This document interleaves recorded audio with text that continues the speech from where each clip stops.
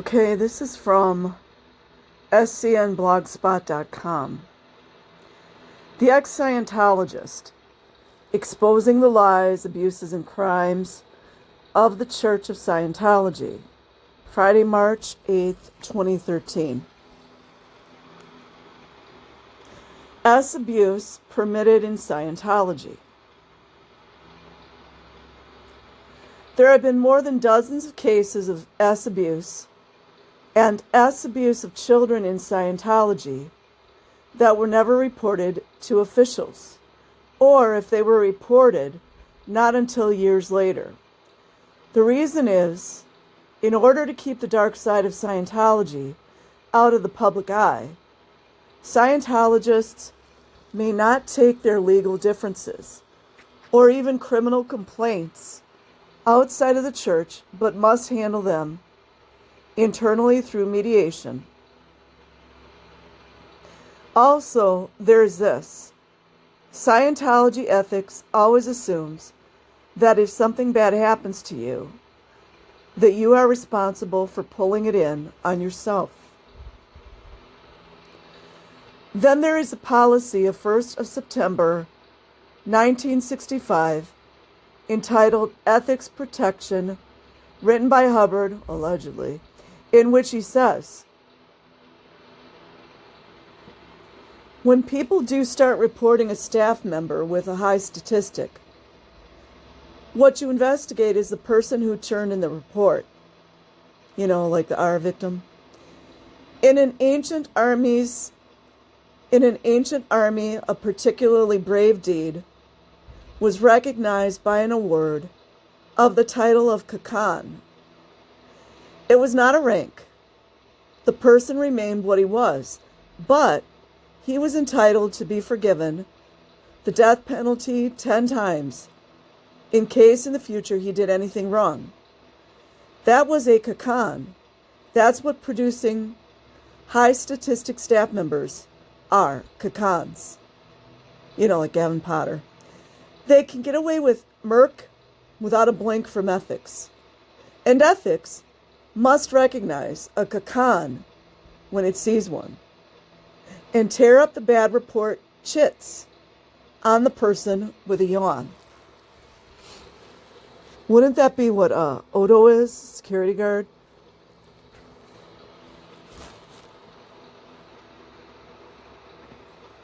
This policy not only pertains to staff with high statistics, but public Scientologists as well, as long as they are big producers, bringing in lots of money. Hubbard also said that he did not care what his staff members did, as long as they were up stats, help make money for Scientology, and implies that staff can get away with murk in a blink of the eye, and not to bother him with details. Wonder what Rathburn knows about that. Remember the guy that Scientology wanted to buy the boat from in Clearwater, Florida? Yeah. Wonder what Rathy knows. Examples of these policies are rampant, and I will only give you a few of them here. First is the story of the late Alexander Jench, the son of Scientology President Heber Jench, from the Scientology Cult website. In Scientology Incorporated, the reputation of David Miscavige comes before all else, kind of like Rinder, which was also seen in the tragic loss of Lisa McPherson, who, while she lay dying, was driven to a hospital 45 minutes away, no doubt to put some distance between her and the Flag land base where she had been neglected, while Morton Plant Hospital was only blocks away in the other direction. But of course, putting PR first is just another way of saying cover up.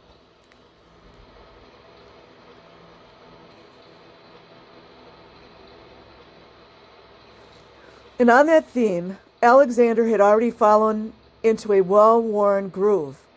Behold, Alexander Jench was the victim of a child predator inside the Church of Scientology when he was 12 years old.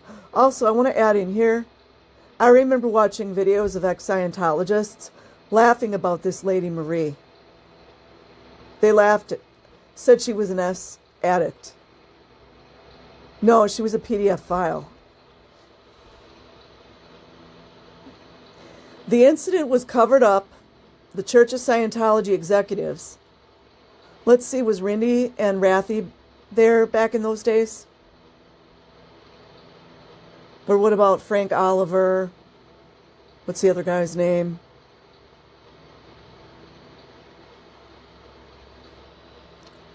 The incident was covered up. The Church of Scientology executives, and neither the boy's father, Heber, nor mother, listen how this is worded, were ever told about it by the church. Well, I mean, think about this. If you have a relationship with your child, wouldn't you have known? Facts. Yet you can bet David Eastgate. Oh, here's the Davy blamers. Here's the Davy blamers. Yet you can bet Davy Miscavige knew all about it. And so did Rinder, so did Rathburn, Frank Oliver. Well, I don't know if Frank Oliver was still in it. But there are a lot of people that knew about it. Whomever took the report from Alexander, whoever was his ethics officer, could have even been a child ethics officer. They all knew. He receives info on all potential legal liabilities. Listen to that one. As if it's like a ghost in the sky writing the report, right? You see that?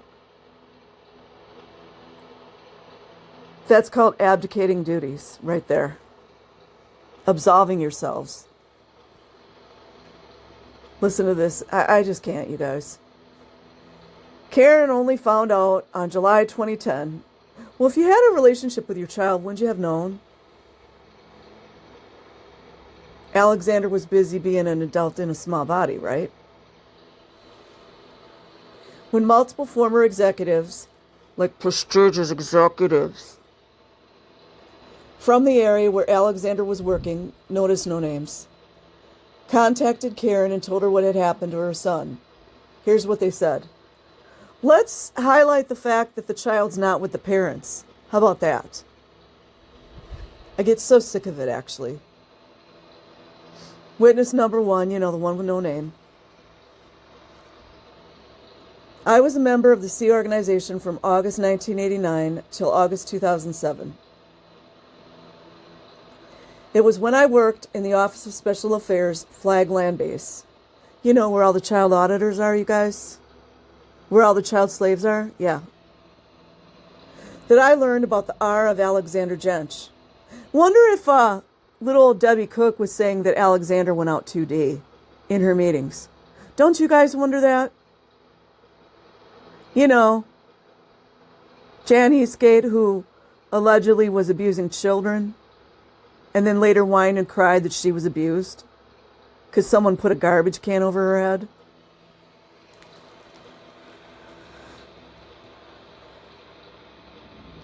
The R of Alexander Jench, then a 12 or 13-year-old son of Karen de la Care and Heber Jench. What I want to know is where Karen de la Care was, as well as Heber Jench. Where were they when this happened? Were they in England? Were they in California, Canada, somewhere else? I started working in OSA in January 1997, and it was during that year when I learned about the R through my then co-worker, Annie Mora, who had been assigned to keep an eye on Alexander. That means she was a handler. From the point of time he was received at the Flag Land Base. This is what happens when children are not supervised, and they're made to be adults in small bodies, and do child labor, be neglected, be physically abused, be abused. The R incident involved a female FSO, that's Field Service Officer, Department 5 staff, Marie Warren. Yeah, that's the lady. I remember there were people, I'm not going to say who it was, but there were prestigious executives that were laughing about that. They were saying Marie was an S addict. No, she was a predator. It's called a predator. Listen how this is worded. Marie Warren seducing Alex. No, that's called grooming. That's called going against his will. He's a child. Remember how Reese Cabell talked about her S abuse as a 14-year-old? All the adults knew about it and none of them helped her.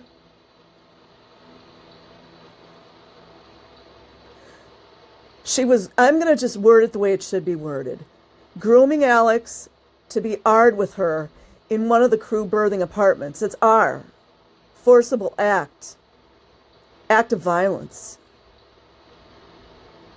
I should know I was former military police. Once this incident became known by Annie Mora, she was executing the immediate handling, which included making sure the knowledge of the R isn't spreading, not only inside the church, but to the outside. It would have been devastating to the image of the church to have this crime become general knowledge. Yeah, like the LAPD doesn't know all this is going on. Another action was to transfer Alexander and Marie out of Florida. They always do the same thing. To California to help cover it up from the authorities. Listen how they talk, you guys. Listen how they talk. They're covering it up with everyone. Needless to say, Alexander's R was a huge flap. It was a flap, you guys. It was a public relations flap. A little boy being R'd. It would be the kind of incident OSA staff would automatically deal with, hence my knowledge of it. I'm going to try to calm down. Here's another one, amongst many. A Scientologist by the name of Donald Anthony Strawn, also known as Tony Strawn, was convicted in 1995 to 30 years in prison for molesting, basically that's the R word, 2 girls ages 11 and 13. See, that's what happens when you hand your children over and you say to everyone, they are adults in small bodies and they have no supervision, except when they're cleaning the toilets. The children were in his custodial care. What did I tell you guys? He was a guardian. He was a guardian. Weirdly enough, all my guardian videos just sit, they don't move. At the time. So that means the parents signed him over. That's what that means.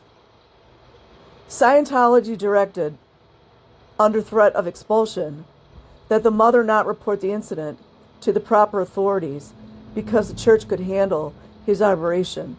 Also, the exact same thing happened to a little girl in Australia. Well, there's so many of them, unfortunately. I've already covered these, but I just wanted to. These are all succinct in the same place, so. Aster Woodcraft from Ex-Scientology Kids said, I was 13 years old. Huh, mind you of Reese Cabell at 14?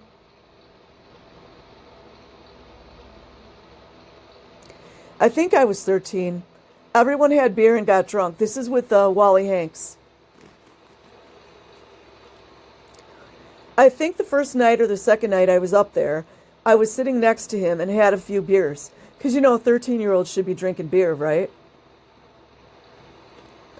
And so had he. And so had everyone else. That means all the other kids. And he put his hand down my shirt and down my bra and started feeling me, and it really scared me. And I asked my friend later, I said, What's Wally Hanks doing? Why did he do this? And she said, oh, don't worry. He just does that with the girls. See, she thinks it's normal. Oh, I just can't take it. That's just what he does, but don't worry about it. That's what happens when parents hand their kids over.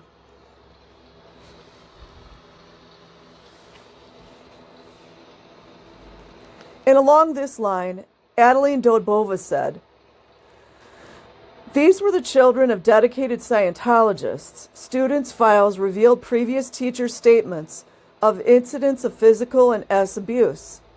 All of these cases were reported to the principal. The reports were handled by Scientology alone. Kind of like the Mormons, kind of like the Catholics, kind of like the Jehovah's Witnesses, kind of like the 2x2, kind of like the Children of God. Teachers dared not report these crimes on their own outside the school for fear of losing their jobs. I sure as hell would have lost my job. I'd have lost it like a freaking badge of honor.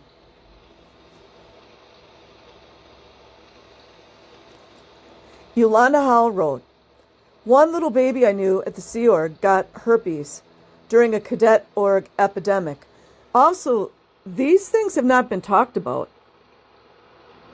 in the cadet org. All the herpes outbreaks. I think there's a lot more that needs to be revealed about what went on in the cadet orgs, the ranch schools, and all of this. A 14-year-old girl, because 13 and 14, those are the pivotal years. A 14-year-old girl disclosed to me how she and a few little other girls were leaving the cadet org in the daytime. Oh, I've read this before.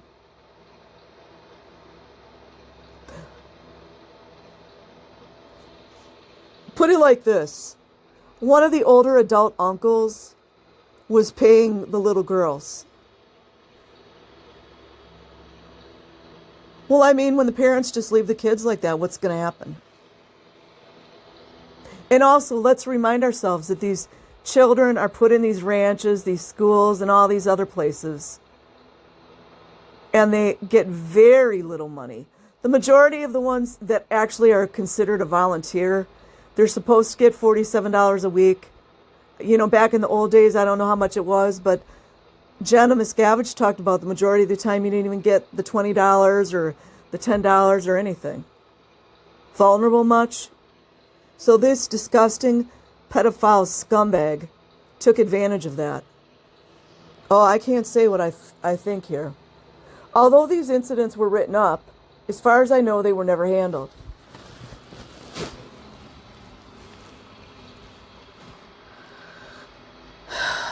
And finally, the statement of Tommy Gorman. It was around 2001, beginning in May, when I decided to go see my friend Jennifer Stewart, because she was still on staff at the Mountain View Org. My mother asked Tommy, have you talked to your friend Jennifer lately? I said, no. I thought about it and thought, hey, I should call her. I called her home and her mother picked up the telephone and I asked if Jennifer was there. She said no. She is at Gabriel Williams' home. Jennifer's mother told me she would call Jennifer and tell her to call me. Later that day, I got a call from Jennifer. I was happy to be on the phone with my bud. I said, hey, can you come over tomorrow? And she said, I have to ask Gabriel, who was also her boss at Mountain View Org. I said, no, you need to ask your mom and dad, not Gabriel. He must have been a public. Jennifer said, no, I have to ask Gabriel.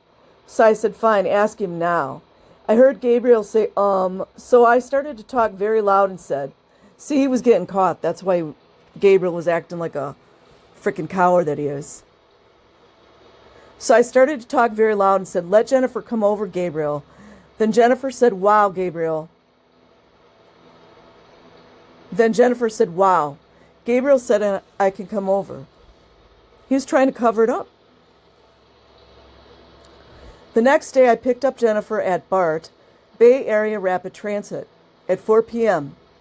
Jennifer looked a lot heavier, kind of like Shannon does. You guys notice how much weight Shannon has put on? Jennifer looked a lot heavier and not the same happy girl I knew. She was wearing a turtleneck. The day was kind of warm and I was confused because Jennifer had told me many times before she does not wear turtlenecks because she hates them. I gave Jennifer a hug and she jumped back and I felt confused. We then talked for hours in my car. I was joking with her about something and tapped her leg, and she again recoiled from a touch. At one point I started to talk about Gabriel a lot, and then Jennifer threw up. I continued to discuss Gabriel because I knew something was very wrong. Yeah, imagine a Scientologist young man that knows something's wrong. Imagine that. Whenever Gabriel's name came up, she would say everything was fine, everything was great, over and over again. I thought this was very weird. It was as if she were in a trance. I finally started yelling at her to tell me what was going on, and I asked her if anyone had hurt her. Then she started to cry very hard for a very long time and kept talking, but I could not understand what she was saying. I asked her what happened, but she said that she could not tell me. I asked if she was wearing her turtleneck because she was trying to hide something. I finally got her to let me look under the neck area of the turtleneck. Jennifer had some mark on her neck. When I looked at her closely later on, I saw that she had a right hand mark on her neck when I was looking at her on my left side. She had a thumbprint on her neck on my right side and a couple of finger marks. I asked Jennifer if I could see her arm and then saw a mark on her arm. Yeah, that's what you call a man that does that to a woman is a coward. Dickless wonder is what I like to call him. She told me she also had a mark on her leg. Jennifer said no one will believe me and Gabriel will kill me and my whole family. There's the threats. There's the threats. I'm just crazy enough. I wish an MNFer would nowadays with me. I really wish he would. I spent the rest of that night trying to comfort Jennifer. I asked whether Gabriel did this. She said yes. She finally admitted that Gabriel had R''ed her. It was clear to me that Gabriel had threatened Jennifer's life and had R''ed her and choked her. I'll bet you that Gabriel pussy wouldn't frickin' choose a man his own size to try to fight. Just like all the predators that Viking mindset talks about in the prison, they sure do start crying when they get in there. They sure do. Gabriel was a Scientology staff member at the org in Mountain View. And because of high production as reflected by his statistics, he was a cacon. Meant that he made Scientology a lot of money. Kind of like Tommy Cruise. Because of this, he was considered by Scientology policy, written by L. Ron Hubbard, allegedly, to be above the law. This policy is called the Cacon policy. I knew the policy and I knew that it would be a problem to report this to Scientology because they would protect him. Because of his worth to Scientology. And that is exactly what they did. L. Ron Hubbard's policy states that SPs, enemies of Scientology, always spread false and alarming rumors about upstats, high-income producers. Hubbard directs staff to investigate any individual who reports or tells on an upstat. There is no room in our society for a church to have a policy that it is okay for you to do anything you want to people, especially women and children. Yeah, exactly. As long as your stats are up and it doesn't get around. Scientology still practices this. Please see the video below. Now, yeah, little Jan Eastgate whined and cried like a little bitch, and it was called a copyright claim. But trust me, you guys, there are a lot of YouTube videos with, let me get his name again. Tommy Gorman. There's a lot of videos on YouTube. He is an upstanding dude. He's an upstanding dude. Go check him out. And I will leave a link in the description box. Like and subscribe if you choose. Peace.